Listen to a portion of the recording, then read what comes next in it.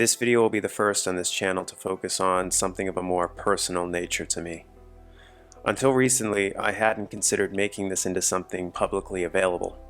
But in the process of writing and reflecting on the events I'm about to talk about as more of a personal exercise, I decided that a wider audience for it may lead to a fruitful discussion on the topic as my channel grows across platforms. In addition, I also hope that its message is in some way valuable, or at least interesting, to those who hear it, if only as an example of how this world we are a part of remains deeply mysterious in such a way that our currently popular reductionist and materialist models of thought cannot explain. In other words, I've come to interpret the events I'm about to relay as proof of a certain underlying spirit or universal will towards meaning. This can and has been interpreted in various ways across cultures and history. In modern terms, though, I'm speaking of synchronicity, a term first coined by Carl Jung, though in truth the idea itself has existed as far back into antiquity as one can imagine, if we consider things such as the divination arts, tarot, astrology, and the I Ching, just to name a few, to describe the concurrence of two or more events that seem to be meaningfully or symbolically connected, despite having no discernible causal relationship. To make sense of it, I'll use Jung's own classic example from his 1952 essay on the topic, where he describes his interpretation of a patient's dream. It goes as follows, quote, "My example concerns a young woman patient who, in spite of efforts made on both sides, proved to be psychologically inaccessible. The difficulty lay in the fact that she always knew better about everything. Her excellent education had provided her with a weapon ideally suited to this purpose, namely a highly polished Cartesian rationalism with an impeccably geometrical idea of reality. After several fruitless attempts to sweeten her rationalism with a somewhat more human understanding, I had to confine myself to the hope that something unexpected and irrational would turn up, something that would burst the intellectual retort into which she had sealed herself. Well, I was sitting opposite her one day, with my back to the window, listening to her flow of rhetoric. She had an impressive dream the night before, in which someone had given her a golden scarab, a costly piece of jewelry. While she was still telling me this dream, I heard something behind me gently tapping on the window. I turned round and saw that it was a fairly large flying insect that was knocking against the window pane from outside in the obvious effort to get into the dark room. This seemed to me very strange. I opened the window immediately and caught the insect in the air as it flew in. It was a scarabid beetle, or common rose chafer, otherwise known as Cetonia aurata, whose gold-green color most nearly resembles that of a golden scarab. I handed the beetle to my patient with the words, "Here is your scarab." This experience punctured the desired hole in her rationalism and broke the ice of her intellectual resistance. The treatment could now be continued with satisfactory results. Unquote.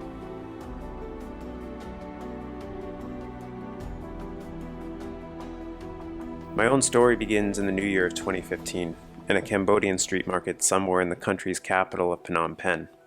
Amidst its seemingly endless stalls of cuts of meat, exotic spices, clothing, jewelry, and electronics, there were many that also sold small statues depicting the various characters who are important to the religions of the East. But the one that for some reason held my attention was a small, solid black wooden carving of the Hindu deity commonly known as Ganesh, but who goes by various other titles including Ganapati and Vinayaka in much of Central Asia, as well as Parapikanet in Thailand and Kanjiten in Japan. He is one of the most instantly recognizable figures from within this pantheon due to his popularity and ubiquity the world over, and for his unique appearance, that of a rotund, multi-armed man with the head of an elephant. Giving it no real conscious thought, I purchased this small figure from the merchant. It simply felt like the most natural and obvious thing to do in that moment. The man selling it wrapped it in newspaper, put it in a small paper bag, and I returned to my hotel room at the end of the day to place it in my suitcase, where it stayed for the remaining few weeks before I returned home. On the day of my arrival back to the United States, as I was unpacking, I came across the small statue once again.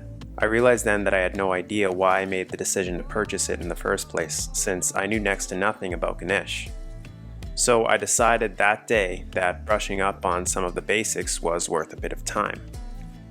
I learned from Wikipedia that he is considered to be the patron of art, science, wisdom, intellect, and writing, in addition to being known as the remover or lord of obstacles. At the time, I was in the middle of pursuing 2 science degrees, had always maintained a healthy love of philosophy and general knowledge, and have always considered writing to be the form of expression I was most gifted at, hence these videos becoming my choice of creative output over the past year. I found this information about Ganesh to be illuminating and interesting, but gave it little thought beyond that. That was until just a few hours later, when 2 close friends arrived at my home so that we could spend the evening indulging in LSD. Before we began the ceremony of sorts, one of them revealed that he had just bought a shirt at a local thrift store that very afternoon, depicting who else but Ganesh, and asked if I knew anything about him since I had just returned home from a trip to Southeast Asia. Amused at the coincidence, I let him know that just hours prior I'd been researching him, and told them both about what I'd learned, as I was also showing them the small statue I'd brought home with me. We had a laugh about it, and then proceeded to take our psychedelics. Before I continue, I'd like to add a footnote here. I spent a good amount of time researching psychedelics, their history, and their usage, and have concluded that the decision to engage with them is not one that should be made on a whim. Great deference and respect should be paid to what they are and what they're capable of. I do not see them as tools of guaranteed instant enlightenment, and for many, I suspect that using them will only work to bring about the opposite. I was lucky during the period of my life when I was sampling them that I was surrounded by mostly good people who had my best interest in mind, and in settings where I felt secure and comfortable. Oftentimes, trips were seen as nothing but a spiritless jaunt into drunkenness, or something to liven up a party. Or they throw individuals unexpectedly into a mind state so challenging that they are unable to cope, where they then fall into forms of madness from which they have great difficulty escaping. This latter result echoing Jung's famous words on the topic, "Beware of unearned wisdom." My own experience during the evening in question would make this point extremely clear. Very quickly after taking my 2.5 tab dose, my body began feeling cold, stiff, nauseated, and dizzy. My vision was framed by a murky, foreboding shadow, and the world around me felt threatening and off-kilter in a way that I have trouble finding the words for. Inwardly, I also felt vulnerable in a way that compared to nothing I'd experienced before or since, and I was convinced that I would never be happy or find meaning in anything ever again. Nothing either of my friends said or did at that time abated anything that I was feeling, and in truth, just did more to put me on edge, despite my knowing of their helpful intentions. When we decided to take a walk outside to get some fresh air, I searched around desperately to find something, anything, that could help me feel a sense of peace. The only thing that did was the statue of Ganesh. In my mind's eye, I felt a sort of radiance coming from it, as if it was specifically calling itself to my attention. So in the exact same way as that day at the market, I picked it up off the shelf without thinking and grasped it in my hand, firmly in my pocket. For the remainder of the evening, as the effects of the LSD ran their course, that statue felt like a totem that was keeping me grounded to the earth. As the effects began to wear off, we returned home, and my friend who had worn the Ganesh shirt remained with me and helped me sift through some of the more complex thoughts and emotions that had been racing through my mind, now that I felt more comfortable in the presence of others and felt I could start collecting myself. One of the resources that he used at the time was the Shots of Awe video series put together by Jason Silva, which will play an important role in the story later on. To throw in another marker that will come back to be important later, it was only a short time after this night that I paid a visit to the very same thrift store from which my friend had purchased his t-shirt, and found laying on top of a table, by itself, Richard Tarnas' book, Cosmos and Psyche, which I then bought. Fast forward another few months, and I found myself in the historical shop and restaurant district of my hometown, when I happened to look across the street to see a small gathering of people. Curious to see if there might be anyone there who I knew, I crossed the street to investigate, and upon reaching the other side, I heard a young woman's voice call out, "Hey, there he is now." I looked in her direction to see that it was a university friend who was not from my hometown, but who by chance happened to be there that evening for other reasons. She had been having a conversation with another friend of mine who I knew in high school, but had not seen in years. These two individuals were from completely different parts of my life, and so I was dumbfounded to find them both together. But it got stranger when they told me what they had been doing just moments before. She had been walking down the street and struck up a conversation with him because he was selling custom gemstone necklaces, and she was at that time majoring in geology, and so had a keen interest in the items he had on display. They had been talking, and were in the middle of trading social media details when they found out that I was their one mutual friend. The second they began a conversation about where they both knew me from, that was when I walked up to them, and she had shouted that I was there. Obviously, I found this story impressive, and when my friend making the necklaces asked if I'd like to buy something, I agreed. When he opened up his case for me to choose a pendant, sitting front and center on top of the pile was a small silver pendant of Ganesh. Remembering back a few months to what had happened with my statue and the shirt, and what was happening now with all of these intersections and amazingly timed coincidences, this felt like providence. For the next instance, I was catching up with yet another old friend via online messaging as he had been living overseas at the time. He'd always been one who I could easily have conversations regarding the deeper aspects of reality, such as philosophy, religion, history, and the like. We had gotten around in this conversation to speaking about the topic of synchronicity, a term I had only first come across about a week earlier while reading Cosmos and Psyche, the book I mentioned finding in the thrift store a few moments ago. The work itself is a masterpiece of research into the empirical support for archetypal astrology throughout history, and to set its foundations in the early chapters, Tarnas goes into detail about Jung's concept of synchronicity. While reading it, I began to suspect that what I'd experienced with Ganesh and those experiences just recounted was an example of this very phenomenon.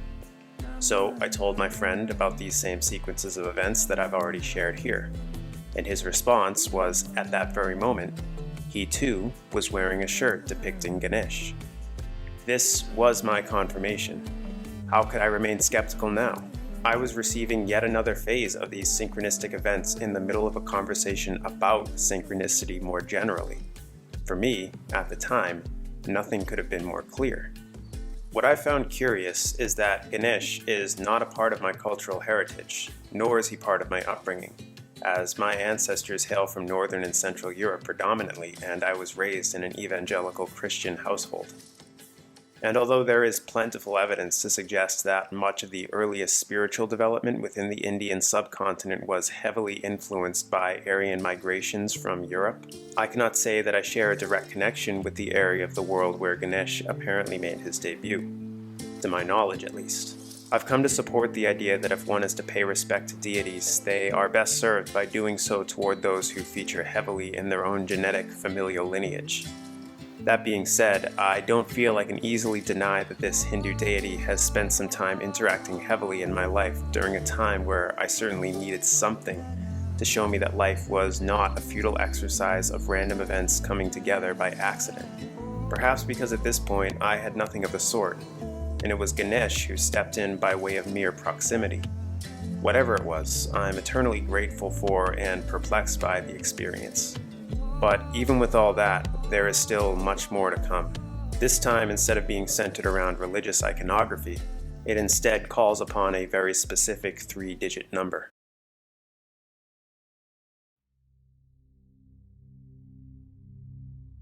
During my adolescent years, I spent a decent amount of time playing video games, many of which ended up having an enormous influence on who I've become today. One of the most important series of my adolescent years was BioWare's Mass Effect trilogy, a role-playing science fiction epic set in the 2180s after humanity has discovered a mysterious alien object dubbed a mass relay that was capable of propelling objects, including spacefaring vessels, at faster than light speeds all around the Milky Way galaxy, which was dotted with multitudes of them across many of its solar systems.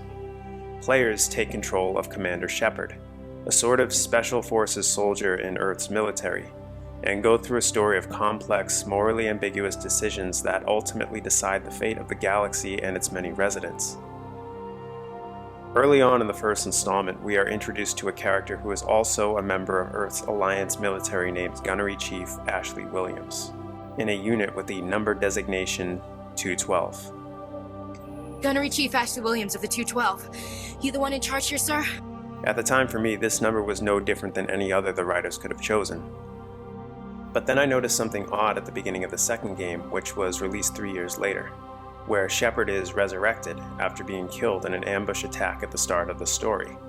He is questioning members of the organization that retrieved his body and brought him back to life, where the following exchange takes place. Come on, Miranda, more tests? Shepard took down those mechs without any trouble. That has to be good enough. It's been 2 years since the attack. The elusive man needs to know that Shepard's personality and memories are intact. Ask the questions. Did you say 2 years? I've been gone that long? 2 years and 12 days. And you were on an operating table for most of it. Unit 212, 2 years and 12 days. Why this recurrence? They could have chosen any combination of numbers, as there didn't seem to be any obvious plot element that necessitated them being the same. So I simply concluded that the number sequence must have some inside meaning to the development team, and they simply snuck it in for their own purposes. But for reasons I couldn't make sense of at the time, I started noticing 212 when it showed up on everyday items like clocks, gas stations, and license plates, and began inwardly feeling that when I did, I was somehow where I was supposed to be.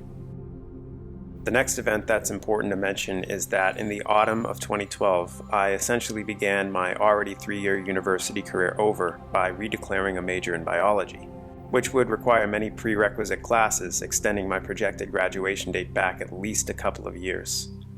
What pushed me to make this switch was a blossoming love of the fields of ecology and evolution in particular, which I had begun studying on my own time after being raised in a household that saw the theory as something that distorted the truth and led people astray from a walk with God.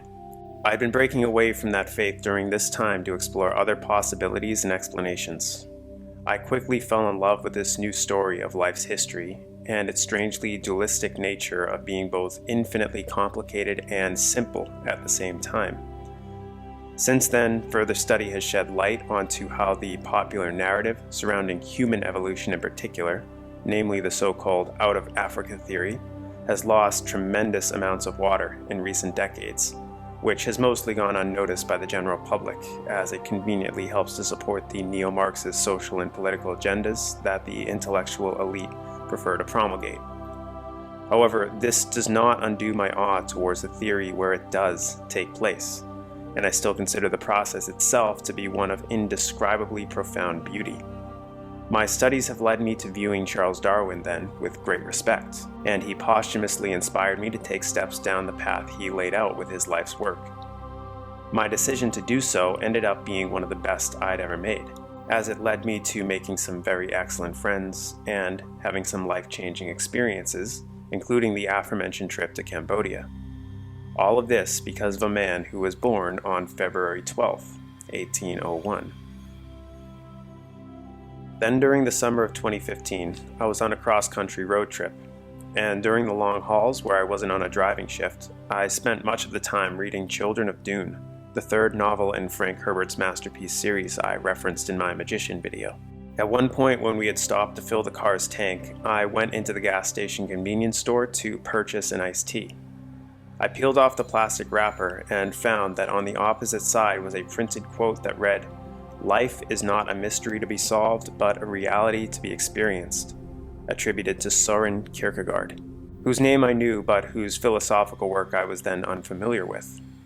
I put the bottle and wrapper aside and reopened my book only to read that exact quote just a moment later. I glanced back and forth multiple times between the page and the words on the bottle, not knowing at all what to make of it. How this connects to the number 212 will become apparent shortly. A few months before this road trip, my then girlfriend and I decided at random to watch a film called Mr. Nobody. This is a difficult movie to summarize as its premise is complicated and extremely unique. To gain the full scope, I can only say that those interested should watch it for themselves. But to give the details that I feel are necessary to make sense of what I'm about to talk about, it tells the life story, or stories, of a man named Nemo. He is born as a baby with the ability to see his future, or more appropriately, his many possible futures. All of the diverging paths his life might take. It is told through his perspective across multiple timelines and points in his life, from child to teenager, young adult, and old man. The plot element of the child Nemo being able to view his many possible adulthoods is used to comment on the nature of the unpredictable consequences of seemingly innocuous decisions. I'll mention here that over this period of my life, the few years following the LSD trip I spoke of earlier, the general sense of foreboding and anxiety that I'd been thrown into that evening had continued to stay with me. I spent much of my time in obsessive meanderings and circular thought, obsessing over questions of whether the decisions I had made and was making at that time were indeed optimal for me achieving the outcome I sought for my life. And so watching this film did nothing to assuage such anxieties, and in fact only exacerbated them. Eventually, my declining mental health would contribute heavily to the breakup of my relationship with this girlfriend in October of 2016. This ended up tearing me apart even further. But one day shortly after it happened, I woke up with the strong impression that I needed to rewatch Mr. Nobody. I didn't know why. I hadn't necessarily been thinking about the film. It was simply a strong intuition. So that day I did. And I noticed something peculiar that I hadn't my first time going through it. Early on in the film, there is this scene. It's okay, I'm a journalist. The hospital won't allow interviews. I'd just like to ask you a few questions. A friend of mine's a nurse here. She helped me get in. What time is it? 1412. Obviously, we know 1412 is just another way of saying 2:12 p.m. So with this scene, I perked up a bit, as I'd already been carrying around the feeling that there was something special about this number sequence for a few years now. So I continued to watch, and towards the end of the film, we see this next scene.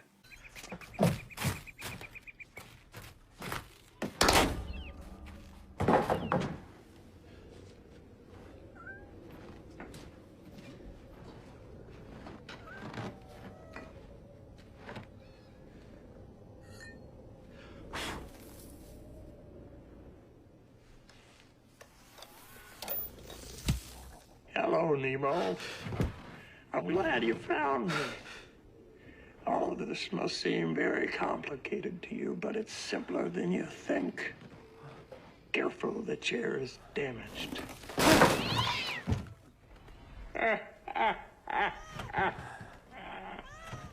Are you all right? I'm fine. I should have warned you earlier, but I couldn't because of the transcript. The transcript? The text of our conversation. You can hear me.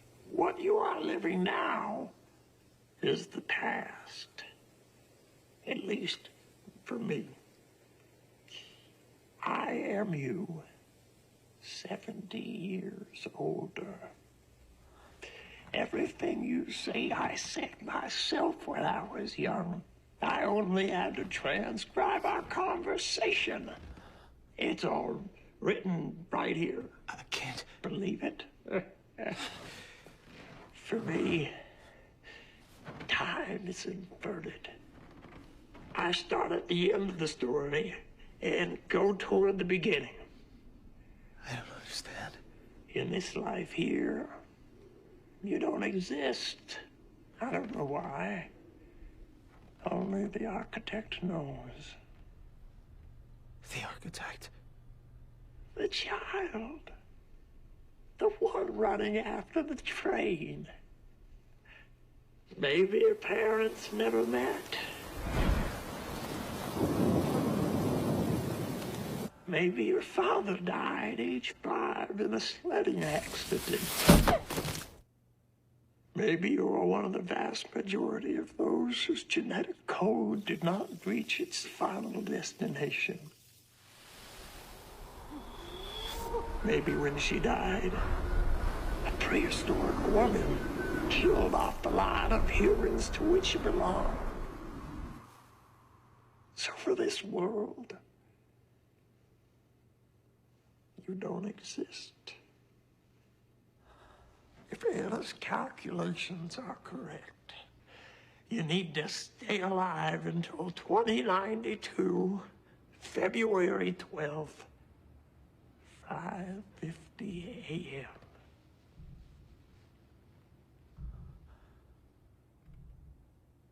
What's interesting to point out is that it was only in the past few days, when I sat down to put this video together, that I found out the timestamp of the moment when the journalist tells Nemo the time is 21 minutes and 12 seconds into the film. 14:12. Sure, there's an additional 1 in the middle there, but it was close enough to raise an eyebrow. So why, once again, the choice by the writers to focus on this time and this date, both being able to be recasted as 212? At this point, I was now obsessively curious as to what was happening. Luckily, the same friend from the beginning of my story, the one with the Ganesh shirt, had been studying numerology at the time, so I had him over that evening to discuss what might be happening. I asked if he had any knowledge of the number 212, which he didn't, but we decided to do some research to see what we could find. We found our way to a website on gematria, which is an ancient method of attributing numerical values to alphabet characters, usually employed by followers of esoteric Judaism and Christianity for the sake of decoding hidden messages within Scripture. When we did a search for the sequence, we got an enormous list of words and phrases whose numerical value equaled out to 212, most of which were pure nonsense to both of us. I was about to conclude gematria a dead end when I got to the very final entry on the list, which was Kierkegaard. The same Kierkegaard responsible for penning the quote I had read on the iced tea bottle and Dune within minutes of each other during that road trip. This moment sent a chill down my spine. Naturally, my next move was to begin researching and reading Kierkegaard's work. I found out quickly that he is considered by many historians and philosophers to be the founder of existentialism, which is the branch of thinking focused on how humans, as ontological beings, imbue their lives with purpose and meaning against a backdrop of nothingness, which can so easily lead people to living lives of impotent nihilism. This line of thinking was the exact opponent I had been facing off against, without any effective tools or weapons, for almost 3 years at that point. What's more is that, in some very specific ways, Kierkegaard was obsessed with addressing many of the same existential questions that I had been wrestling with. Suffice to say, discovering his work helped very much to propel me further down the path of psychological healing that I so desperately needed at the time. Following from that, I was reminded of one of Silva's Shots of Awe videos, where he opened with another line penned by Kierkegaard: "Anxiety is the dizziness of freedom." And later in the video, he actually ends up quoting the line from Mr. Nobody: "As long as you don't choose, everything remains possible." As you remember, this is important because this video series was something that I was introduced to the night of my horrific LSD trip. And the topic of this video installment itself further described everything that I had been feeling.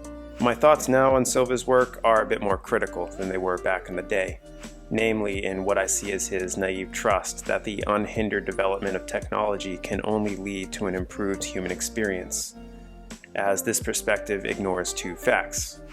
First, that technology, especially modern technology, has perhaps even more potential to remove us from our authentic beinghood and alienate us from our bodies and true selves. The second is that our current day technological development seems to be directed by highly secretive and nefarious factions of world control, and so I believe we are well served to be weary of what ends these futurists and technologists are attempting to corral us towards. All that being said, I commend other aspects of his work and am eternally grateful for the influence that it had on me at that time. But that isn't all. Another work that Shots of Awe led me to was Ernest Becker's The Denial of Death. Shortly after the coming together of the synchronicities surrounding Kierkegaard, I began to read it, only to discover that Becker heavily favored the Danish philosopher and included his ideas heavily within the book's pages. He goes on to claim that the field of psychology would never have taken off had it not been for Kierkegaard's contributions to Western thought. Although Freud, Jung, Adler, Rank, and others of the psychoanalytical circle would not start laying its initial framework down until half a century after Kierkegaard's death. So, by that argument, my coming to discover analytical psychology, as expressed largely through Jung, would not have taken place had it not been for Kierkegaard. One final remark before I move into my conclusion is to remind the listener that I had chosen to take 2.5 tabs of LSD the night that kicked everything off. 2.5, easily rendered again as 212. Perhaps all of this was mere coincidence, but there is a saying that has become popular of late among certain circles. How many coincidences are necessary to happen before it becomes mathematically impossible? As these types of events pile up more and more, the chances become exponentially slimmer that it is all just by random chance. I have come to believe that there is something akin to an intelligence that underlines the foundations of our shared reality. Learning to open ourselves up to the omens that life places before us can be one of the greatest ways of discerning the personal, mystical path that is calling out to each of us. When confronted by the immensity of potential interpretations this life has to offer, listening to things such as dreams and synchronicities has a way of silencing the distractions and showing us where we, as individuating free agents, are called to walk. There is something calling you to embrace the relationship with your own inner true self, and whatever it is that you feel you are being called to do. There are many methods to attune yourself to this calling, and I cannot tell you what will work for you. I can only impress on you that the calling is there, that you were born for a reason, even if you never fully grasp it. I certainly have not, even in light of everything that I've shared here. Life is a never-ending process of awakening to an ever-shifting truth, or at least that's how I've come to see it. But to reject this process is to voluntarily choose the path of continued ignorance, and that is not one that I feel is rewarding in the least. My advice would be to choose the path of knowledge.